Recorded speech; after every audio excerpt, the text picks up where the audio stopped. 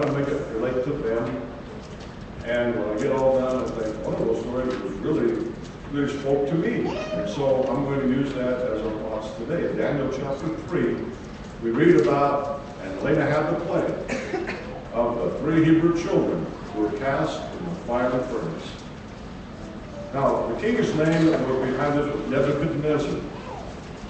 It's not your everyday word. I've never heard a kid name that.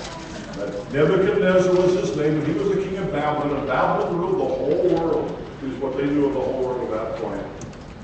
And here's the thing about Nebuchadnezzar is that there's a book called Halley's Handbook, which is a book about things of the Bible, and you can actually see what Nebuchadnezzar looked like. No, they didn't have photographs, but they had coins. And we found a coin with Nebuchadnezzar's picture on it. At least that's the way he was modeled by the designers. So it's interesting that we could go back 600 years before Christ and see what person looked like. He didn't look very happy, I don't think. He looked kind of mean. He wasn't mean. He ruled the whole world. And he said that one day he had made a statue 90 feet tall and wanted the whole world to bow down to it. Now that didn't disturb anybody much except 3 boys. You see, back in Bible times, those people were idolaters, and they didn't mind worshiping all kinds of idols. It didn't make any difference. One God's good as another, and it didn't, we're going to worship all of them, make them all happy, or none at all, or whatever. And they didn't mind. But the Jewish boys, sort of like the Christian kids today, say, there's only one God. And we're going to have to do what God says, and we just can't bow down to everything. And so they say, well, you're prejudiced then, or you're bigoted, or you're something else. And that really isn't the case. It's just that God has spoken, and what can you do when the master of the universe has said something? Like, do not worship any graven image. That's in Exodus, or the 10 Commandments. And Shadrach, Meshach, and Abednego do that. And so when they were brought down the plain of Shinar and were told to bow down to this 90-foot gold image, they just stood there. And it made the king mad. He said, I'll give you a second chance. And that's where our story kicks in Daniel chapter 3. The response of those boys was outstanding.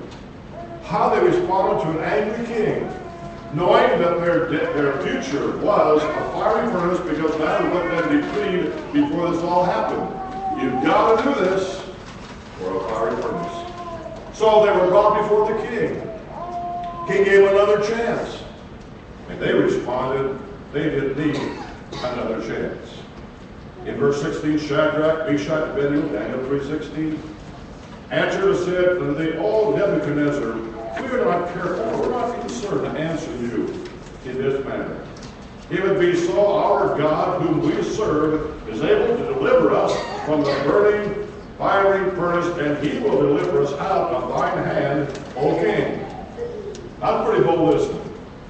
You ever heard of somebody been thrown in a fire furnace and came out okay? I haven't. They didn't either. But they knew the God they served. And there's about 4 things I want you to keep in mind about the little speech that they gave. Outstanding. Number 1, God could deliver. Our God can deliver from a fiery furnace. And the king scoffed at that a little bit later. We'll read that. He said, there's no way that can happen. He didn't understand God. Because these boys had known from their reading of the scripture, what little scripture they had, because you see the Bible wasn't complete yet, but they had read where the Israelites, their ancestors, marched up to a sea called the Red Sea, and all of a sudden God just pushed the water back, and they walked through on dry land. Now, that's hard to imagine, but it happened, and the mighty God can do anything, and they knew that. Our God can. He can deliver us from that fiery furnace. He certainly can do that. He can help us in any way. He can deliver us from whatever bondage we might be in. And if they knew the whole Bible, they would know that God has done so many things that's unbelievable, that God can do the impossible. Jesus walked on the water. That's pretty impossible, but he did that as God himself. And they would know, Daniel, in the book of Daniel, they would have known before that there was a city named Jericho. And their forefathers walked around the city of Jericho one time on one day. And then the next day they walked around again. And on the 7th day they walked around it 7 times. And then they blew some trumpets and shouted, and the wall just fell out. Impossible, you think, but they're God delivered. Time and time and time again, he said, our God can deliver. Isn't that an amazing thing? Our God can do the impossible. When Mary, the engaged lady to Joseph, was visited by the angel Gabriel and was told that she would have a child and that child would be the Son of God, she said, "How can this be?" And the angel said those important words, "With God, all things are possible." God's not limited. When Moses went before God in prayer in the wilderness, and he had 2 million people, that's a lot of people to try to feed. Leland Vanderveer, some of you know, he was back to the reunion. And we were talking about the kids, the college kids go over to the Conjures in Albion, and maybe half a dozen of them said, "No, we were trying to figure out how to make a pound of hamburger stretch to feed all those hungry kids." Well, that's a logistic problem, isn't it? You know, when you've got hungry kids, it takes a lot of feed. And some of you have kids that just start to dial into eating. Well, they really know they eat the wallpaper off the wall every once in a while. I mean, they're hungry. And God said, "We're going to feed them." Well, God, we've got 2 million people. We have a lot of teenagers here. We got some guys that can put it away. You know, they walk all day long. If you walk all day long, you're hungry. And they can really put it down. And God said, "Is my arm short that I can't work?" When did I know limitation? He said, "What I want you folks to do is get ready, because in the morning there will be enough food for everyone, but you got to get up early. And once the sun comes out, it'll melt. And it won't last long enough. Get up and get it. There's enough for all 2 million. And tomorrow there'll be more. And tomorrow the next day. And for 40 years. Except on Saturday. That stuff came down and they picked it up and made all kinds of food out of it. Kind of like a wafer sort of thing. You mix it and match it and pulverize it, eat it raw, and bake it and boil it and kiss kebab it. I don't know what you do, whatever. Anyway, it fed them for all these 40 years, and God said, "I didn't know that I couldn't." And Shadrach and Meshach and Abednego, who knew all the Bible stories, said, "Our God can." And that's only one little part of the story. Big, but one small part. But if not, in verse 18, God might not. Do you always know what God will do? No. People tell me, "Why don't you pray on me dry? I'll pray for rain." I'm not in the remedy. I'm not in the management. I'm just in the delivery part of the management for that. I don't run the show. I don't know why God does what he does. And I don't know why God does the things that he does. But they said, we are not for sure that maybe God will decide not to. We might burn up.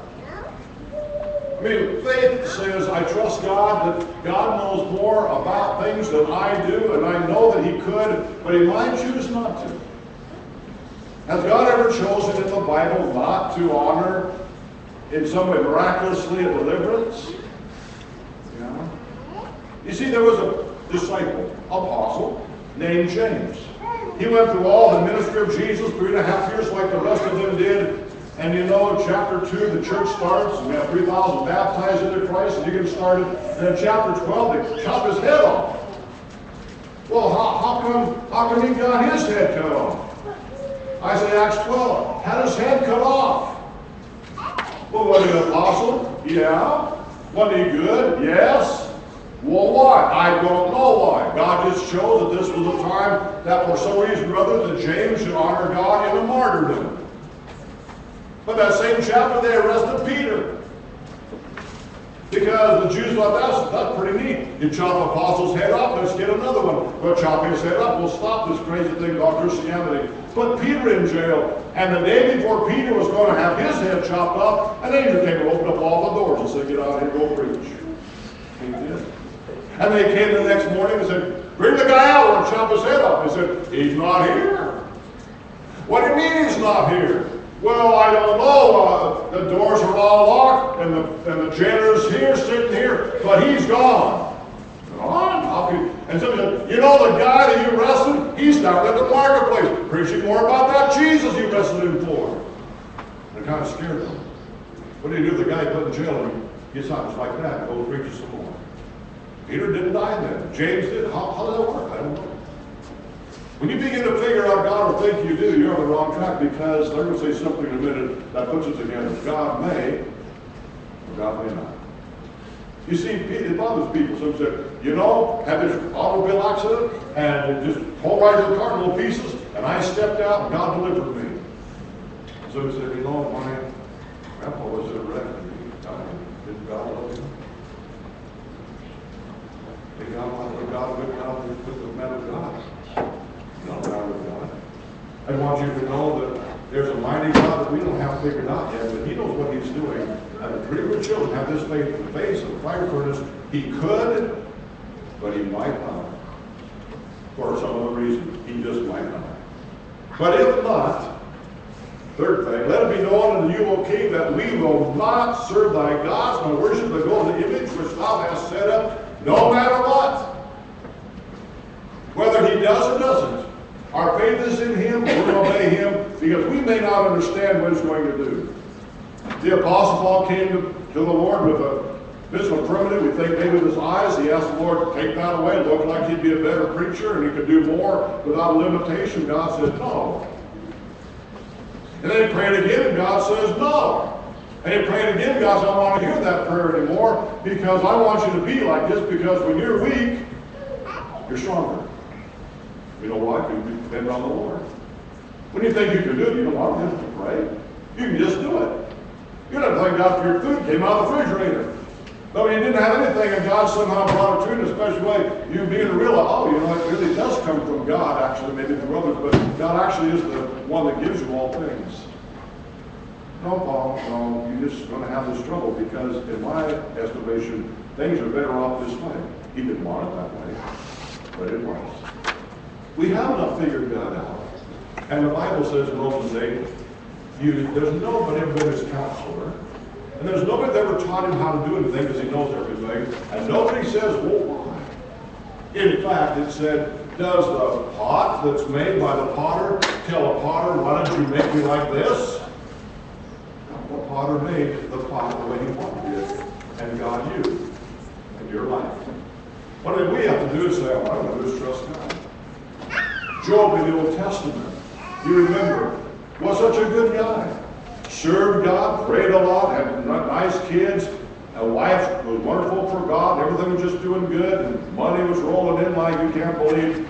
And all of a sudden he lost all of his wealth, and he lost his health, and he sat down on an ash pile. You know, they burned wood and all that, they just throw it out there in a big ash pile. And he sat on his old ash pile with his old W's on him because he felt so bad. And he found a piece of pottery that was broken. And he began to gouge himself because he had boils from the top of his head to the bottom of his feet. And it hurt. Every place hurt. And he was gouging himself, trying to get some relief like people might. You know, they bite yourself even sometimes. It hurts so much. And it hurt Job. And he said, even if he kills me, I will serve him. Right?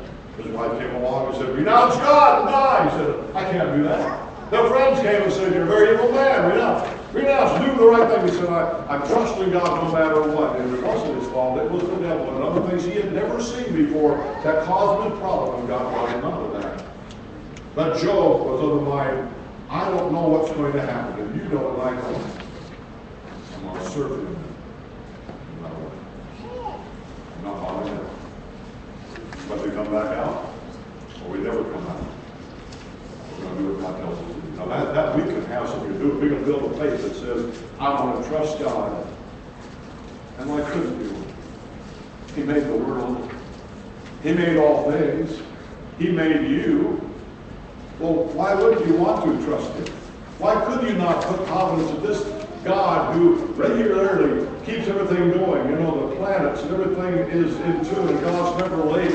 Everything works just wonderfully. Why would you not trust Him, who does everything just right? And it might not be what you think. Because you know, it might be that your kid can't understand why they can't have this big old candy bar just before supper. You know why they don't. Well, it's pretty good. I don't know what to do. How come I can't have that, whatever it is? And you think, this is not a good thing for them to have at this age. They don't understand that. Little kid finds a razor blade, he's going to take a bite out of that because that's what kids do. They find things loose. And you take that away, they cry. But it's nice and shiny. And you were mean. No, you weren't mean. You're a good parent. And if you can trust that, Jesus said, a parent who will give the child a fish rather than a snake, why can't you trust God? No matter what happens. It's hard, isn't it? No matter what. That they can decide. That they has to do it. You don't know what God might do. He might bring us out, and he might not. And my choice is I can serve him. You see, it doesn't always come out quite right, and I can't explain it all, and I can see some things happen, I can give you some reasons, but I don't even know if that's all true or not. I was talking to a man the other day, his grandson died at 1 month old. And his son, Ricky, had been mad at God ever since. That's been a couple of years, I guess. The grandfather said, I felt mad at God. That's normal. And that's natural, you can do that. And you can be blazingly mad at God if you want to. God doesn't care. Like I said. Because in the book of Psalms, David got mad at God lots of times. But don't stay at it. Come out of it. Try to figure it out. Because even though we have emotion, you just turn off emotion when a baby dies. I have an emotion. You have emotions. You have feelings, and you're going to express those feelings, and maybe bitterly so. David did too. Read the Psalms. He did that. He said, but God's still in charge. He's still doing the right thing, and helped me to understand that. And he always kind of came back to the right thing. Anyway, Grandpa's recovered. Ricky has not. But the grandpa said, and this, I don't know if this is part of it or not, he said, I talked to the doctor the other day, how long ago, he said, the little baby had a heart was backwards, and the lungs were developed, and a whole bunch of wrong things. And when they tried to turn the heart around, basically the blood went into the lungs, and the baby died of drowning. Nothing they could do about it. It just was that way. But the doctor said, you know, because we operated on that grandson of yours, we have saved 4 children who had the same problem, because what we learned from doing that, we have saved 4 kids because of that. Now, is it even fair that you lose a baby for 4 others? I don't know. Is that what God had in mind? Or was God trying to build Ricky's faith and he's not listening, or trying to build his grandpa? I don't know. I'm in the dark too, you see. But once in a while I can see, well, some good things have happened to great tragedies. I've seen some blessing come out of what seemed to be awful stuff. I don't always know the answer, nor do you. But I know this. I can make up my mind, and so can you. I'm going to follow God. If not, I'm still following God. I can make up that mind no matter what is going to happen. We know certain things are going to happen. Brother Payne was a fine friend of all of ours who preached and all that. When you get 84 and you have all the diseases, you can pray. God tells you His word. Your body wears out. He says, I'm going to give you between 70 and 80 years normally. And when you get there, and if you live 90 or something, you've got a great plus going, but you're not going to live forever. No matter how you try. God will call some things. But one thing we can do, remember, I'm going to follow God, not follow down. I'm going to do it. God tells me to do.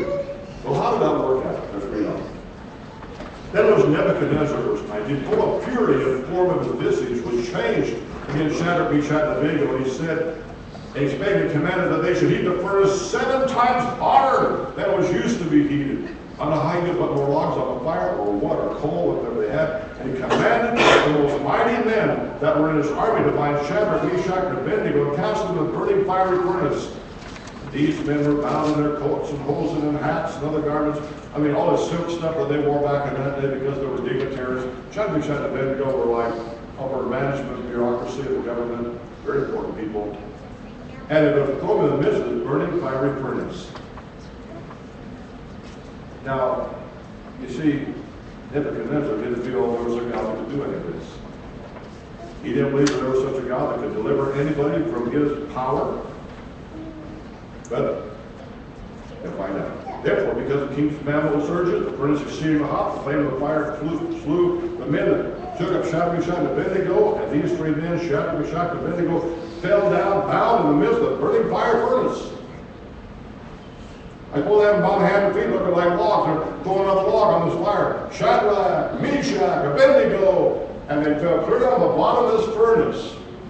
Maybe that's how they smelted and melted the gold that took over this image. Bad news, they ended up in the burning furnace. Now, didn't kill Nebuchadnezzar, did it? God didn't make arms so they couldn't move them. I mean, you see, God's still in charge of God. All right. Let do that, let do that, let do that. God could stop. Well, why didn't God do that? Why did God give Hitler a heart attack years before? I don't know why. I know we live in a failed world. When we made the choice, our human ancestors, we too, of sin, we bring most of the stuff on ourselves. It's not God's fault, but it happened. And God let it play out. But God's still in charge of all the universe and won't go beyond his decisions. I know that. So they threw him in. Story over with? Not by far enough. Then Nebuchadnezzar the king was astonished, and he rose up in haste and said to his counselors, did not we cast 3 men bound in the midst of the fire? And they said, yes, sir, that's true, O king. We threw all 3 men in. He said, look at that. I see 4 men loose, walking in the midst of the fire, and they are not hurt. And the 4th looks like the Son of God. His life bugged out of his head. God might not. God would save him from, but God said, I'm going to put you in the furnace and save you while you're in it. Never even thought about that before. They thought, well, we could either never get in the furnace, or else we could. God said, I'm not going to let you get in the furnace. I'm going to come down and visit you, walk around with you. I'm going to turn the ropes off. It's hot. The ropes burn off, but not the clothes. They're walking around with God. Now, there's one thing you can keep in mind. When you make a decision to follow God, God will not forsake you. In the midst of your difficulty and trial and pain and woe and tears, there will always be the presence of God. If you follow him, he'll always be there. That's the promise. Hebrews 13, 5 and 6. I will never leave you. I will never forsake you. That's a promise you can take to the bank. It's the way it is. God will be there. And in the darkness of nights, people know what I'm talking about. And there'll be ever so many testimonies. When it just was so difficult, I felt the very warming presence of God with me. Walking around. He said, what are you doing? I can't understand this. They're walking. They're not even hot. They're not even fanning themselves. This thing is hot. Killed the brave men who threw them in. So Nebuchadnezzar came to near the mouth of that burning furnace as close as he could, where it was hot like a bonfire, just get so close. And he said, Shadrach, Meshach, and Abednego, you servants of the Most High God. What? Think of that. What expression he did. You're servants of the Most High God. My image isn't anything. And Nebo, whom I'm named for, our God, he's nothing. But I'll tell you what, the Most High God, the one you worship, that's the one that really counts. And he got converted or changed or something in that moment of seeing what had happened. Come forth, come hither. And Shadrach, Meshach, and Abednego came forth out of the midst of fire. And they looked at him and said, verse 27, there was no fire in their body, the hair was not singed, their clothes were not changed. Didn't he smell like they'd been there? What a deliverance. Nobody had thought this way was going to turn out, but God was able to do that to the glory of what? The glory of himself. The reason God is of glory is because when you line up with God, you line up with righteousness. I was doing some work with a level. Not a carpenter, don't misunderstand this, but they put up some curtain bangs and don't get it straight. And not for the glory of the level, but the level wants you to be right there in the middle. The little lines, and there's a bubble. And that's, it's the glory not only of the level to be there, but for the way it lines up all together. You want it to be square and straight. That's the way God is. God's not an egomaniac who says, I just want people to bow down. God said, the reason is because I'm righteous, I'm total truth, and when you line up with me, then you're true. It's the right thing, it's level, or square, or plumb, or whatever you want to say. It's the right thing, it's exactly what it should be. When with God, the best we can be, made you to be like him. And when we're off, we're never going to be right. Our life won't be the same as it should be. But Nebuchadnezzar said, blessed be the God of Shadrach, Meshach, and Abednego. I make a decree, verse 29. Every people, nation, language, and speak anything against the God of Shadrach, Meshach, and Abednego shall be cut in pieces. Their house shall be made a dunghill, because there is no other God that can deliver as this sword. He promoted Shadrach, Meshach, and Abednego in higher rank in the court. It's kind of a bummer in a way, because people cut pieces and have a manure pile thrown on their yard just because they don't follow God. That'll be a choice. He didn't understand that. He was into power. But can you see what he saw? Faith in people who said, we're going to do what God says no matter what. And a God that can deliver did deliver and received honor and glory because of it. Now, I have noticed that when God delivers, there's a lot of glory that goes in that. Look at God, they look how he blesses. But I also notice this, a lot of glory when people don't get it their way, they still follow God anyway. And you look at that patient person, look at how they still smile in spite of it. What's the secret? How can they go through life with all those problems, all those difficulties, and those deaths and injuries and pain? How do they do that? And the answer is, oh, God's with them. He makes it all sweeter. Because I'm following God. You see, we want to follow God totally completely. That's why we chose the book 144. It says I'm going to do is be whatever God wants me to be, because that's what it should be. They made a choice to follow God, and they did. Didn't know how it turned out, and you don't know. When people became Christians, they didn't know. When Stephen